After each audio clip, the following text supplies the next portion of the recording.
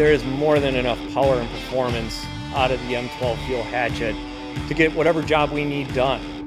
It can get into all these little tight spots. There's no way you would be able to get any other saw in there. You can fit in most places you can with a normal saw. It's lightweight and sleek design. Half the weight of any other saw that I've used, and at probably half the size or less. You're able to get into tight spots with it when you're talking about the health of the plant and doing a correct pruning cut. They're able to have that right next to them, and they can take down a 3-inch branch without a problem. I was really impressed with the cutting capacity of the tool. The performance stays consistent from start to finish.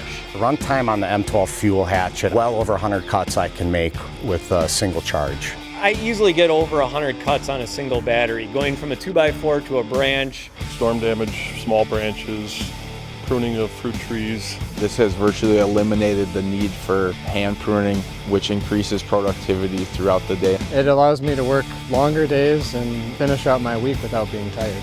I would recommend the M12 fuel hatchet because of the maneuverability, the compact design for storage. I'm able to cut up to 3-inch branches, and the battery runtime is just outstanding.